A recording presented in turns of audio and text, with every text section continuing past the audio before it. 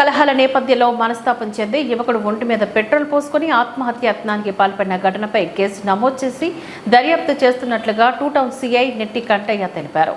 మంగళవారం ఉదయం 10 గంటలకు ఆయన మీడియాకు వెల్లడిస్తూ చిత్తూరు నగరంలోని స్వామిరెడ్డికి చెందిన వినోద్ కుమార్ అనే వ్యక్తి తన భార్య గొడవపడి తనకు దూరంగా ఉండటంతో మనస్తాపం చెంది మంగళవారం ఉదయం 7 గంటల ప్రాంతంలో తేనె బండిలోని ఉన్న తన కారు పార్కింగ్ ప్రదేశంలో తనతో తెచ్చుకున్న పెట్రోల్ ఒంటి మీద పోసుకొని నిప్పంటించుకుని ఆత్మహత్యానికి పాల్పడ్డాడు.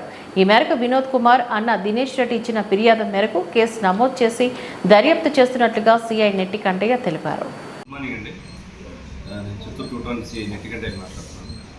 మన చిత్తూరు టౌన్లో దయచేసి ఇల్లీగల్కి సంబంధించినటువంటి లాటరీస్ కానీ లేకపోతే గ్యాంబ్లింగ్ కానీ గంజా కానీ లేదా మహిళల పట్ల అసభ్యంగా ప్రవర్తించడం కానీ ఇంకా ఏదైనా యాంటీ సోషల్ ఎలిమెంట్స్కి సంబంధించిన యాక్టివిటీస్ ఎవరు కూడా చేయకూడదని చేసే వాళ్ళ పట్ల కఠినంగా వ్యవహరిస్తామని మరొకసారి మా గౌరవనీయులు శ్రీ చిత్తూరు జిల్లా ఎస్పీ మణికంఠ సార్ ఆదేశాల మేరకు మరియు మా డిఎస్పీ సార్ యొక్క ఆదేశాల మేరకు అందరికీ తెలియజేయడం ఏమనగా ఎవరు కూడా ఇలాంటి నేరాల్లో పార్టిసిపేట్ చేసి అనవసరంగా కేసుల్లో ఇరుక్కోవడం చేయొద్దు.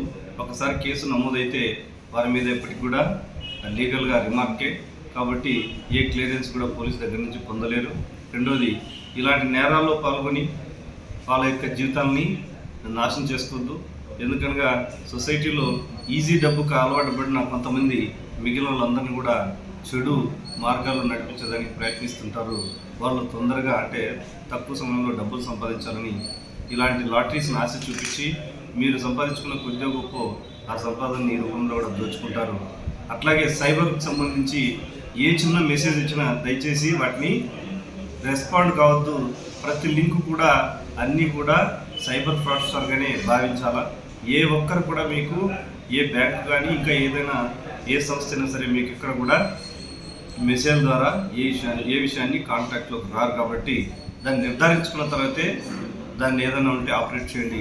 అంతే తప్ప దయచేసి లింకుల్ని మెసేజ్ని వాట్సాప్, ఫేస్బుక్, ట్విట్టర్, ఇన్స్టాగ్రామ్ వీటి ఏ దాంట్లో కూడా ఎవరిని కూడా గుడ్డిగా నమ్మి మోసపోవద్దు. అది క్రైమ్ అగెనిస్ట్ ఉమెన్ కావచ్చు, క్రైమ్ అగెనిస్ట్ ప్రాపర్టీ కావచ్చు, లేకపోతే మీ అకౌంట్లో ఉన్న డబ్బు కావచ్చు, లేదా మీ ఐడెంటిటీ థెఫ్ట్ కావచ్చు. ఎవరిని కూడా ఈజీగా నమ్మద్దు. కాబట్టి ఇక్కడ prevention is better than cure అంటాం. అంటే జరిగిన తర్వాత దాన్ని నిరోధించకుండా జరగకముందే వీటి మీద అవగాహన ఉంటే అందరూ కూడా ఏదైనా సరే అది ఆర్థిక పరంగా కానీ లేదా ఫిజికల్గా కానీ నష్టపోరనేది మా పోలీసు యొక్క ఉద్దేశం. ఇందులో ప్రతి ఒక్కరూ దయచేసి అప్రమత్తంగా ఉండాలని మా రిక్వెస్ట్.